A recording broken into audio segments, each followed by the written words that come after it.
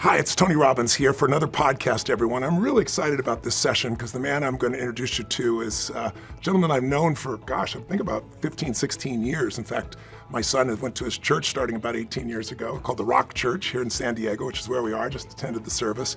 But the real reason I wanted to meet is because he's also the author of The Third Option, Hope for a Racially Divided Nation.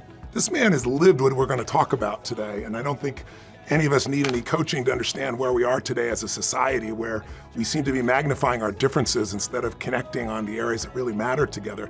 And, there's so much pain out there. There always has been.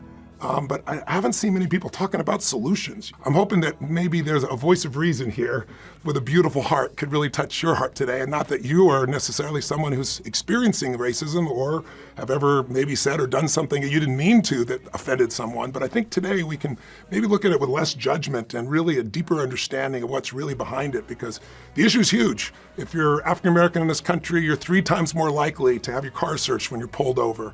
If you have a white audience that's supposedly not racist in any way, just unconscious conditioning affects us all, whether we know it or not. And 13% of the time, that if it's an African American, they're going to have a 13% longer sentence, to give you an idea. So, Miles McPherson, brother, hey, brother. So good to see you. Thanks for that intro. That was awesome. No, you're awesome. I was absorbing your book, and I have so many questions.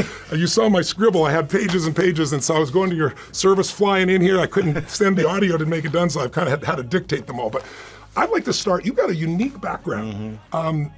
People that don't know your history, you started out, we really wanted to be a great athlete and became one. Didn't make it with the Rams, but you had the kind of determination to give up, so you made it here to the San Diego Chargers and for 4 years. I'd like to start, before we talk about racism, tell me a little bit about your history and to our audience about how you came to connect with the Lord, how you came to be running this amazing church, Right. which, by the way, how many people attend church each week? There's probably 20 to 30,000 over a month's period of time. That's incredible. Yeah, That's incredible. And it's diverse. It's diverse. It's like United Nations here. Yeah, it really is. If we go back to my family, I have 2 black grandfathers, a white grandmother, and half Chinese. They're all passed, but half Chinese and black grandmother, all from Jamaica, West Indies. Wow. And I grew up in a black neighborhood, went to school in a white neighborhood. And because I'm mixed and have this nice brown cocoa color, you know what I'm saying? Yeah. I got harassed in the white neighborhood because I wasn't black. I wasn't white. And I got harassed in the black neighborhood because I wasn't black enough. I know they call you whitey there. Yeah, exactly. So I was kind of between both worlds. My white grandmother, when she was a kid, she was sent to Jamaica, Queens, from Jamaica, West Indies, so she wouldn't marry a black Jamaican. she meets a black Jamaican in Jamaica, and they end up dating and get married. And my grandfather would go to her house. They wouldn't let him in the front door. He had to go to the back. Oh. So when she married him, they cut her off. And even though we lived on Long Island, they lived right in Queens, 15 minutes away. We never knew they existed. Never met them, and it was never even spoken. What stage of life did you know? When I was an adult. Wow. It was never spoken when I was a kid. Wow.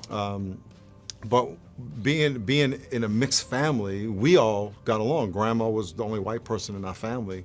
Everybody else was brown, but she was just grandma to us. Of course, we knew she was white, but it's like, that's grandma. So I don't understand the problem.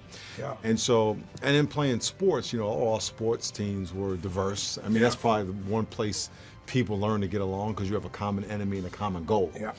And so I had kids on my teams that were white and black. We all got along, but when I went to school, at first to 8th grade in the white school, I got harassed and I came back. And in both those neighborhoods, where I grew up was black and where I went to school was white, they would talk about each other because they didn't know each other.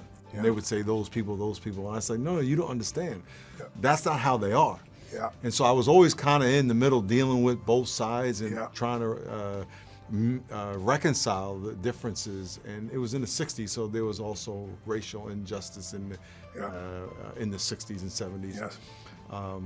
But then growing up, I got saved and started. I played football at the University of New Haven. Got drafted to the Los Angeles Rams at the time in 1982. Got cut.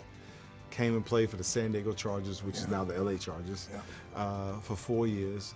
And my first 2 years, I was doing cocaine and living wild. And these guys shared the gospel with me on the plane. Told me Jesus loved me. And I gave my life to Jesus and stopped doing cocaine in one day.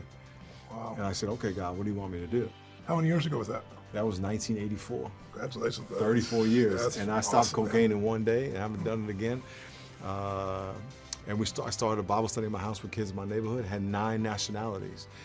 At the time, I didn't grow up. I went to Catholic school, but once I got out of Catholic school in 8th grade, I stopped going to church. So I wasn't a church guy. Yeah. And I had 9 nationalities in my house, so I didn't understand what normal church was made of. Right. Normal church, 97% of churches are segregated, all white, all black, all Hispanic. We had 9 nationalities in my house. I became a youth pastor, and then in 2000 started The Rock, and it's been diverse since day one. Wow. It's been a beautiful path, and what I love seeing out there is the diversity. It's a reflection of San Diego, right? Exactly. What are the percentages? Exactly. It's almost identical, I was reading. It's almost identical. It fluctuates. The day we did the survey, we had 48% white and 52% everybody else. So, I mean, it just breaks down, for Asian to black to other and Hispanic.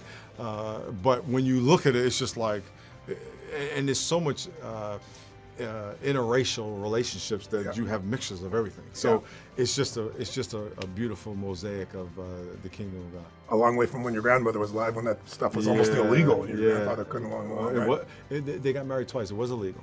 Wow. It was illegal in certain states, so they had to get married in one state and get married in another state. Wow. Yeah. Well, let's get into the core of it.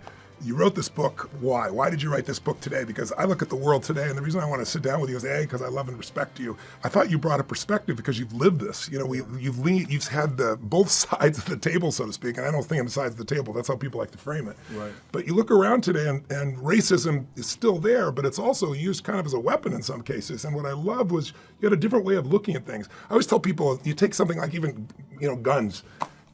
We forget that everybody wants the same thing. They want to have a different answer for it, but some people think you should have guns to protect your children and their family, and some people think you should not have guns to protect them. Right. But now we're in a world where the other side is evil and we don't talk to each other. Even in Congress, it used to be guys would fight like hell during the day and they'd go have a beer together at night and they'd have a conversation and they'd get to some place. But it seems now if you even talk to someone who has a different point of view, they're evil and you're tainted by that as well.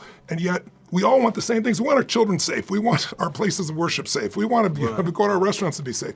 So guns are just one example. Right. So tell me, what do you see? How do we get here? What's brought us to this point? And what do you see as the solution? Right.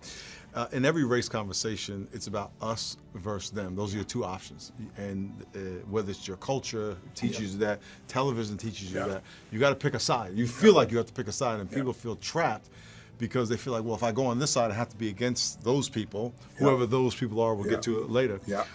The third option, which is the book, is that we honor what we have in common.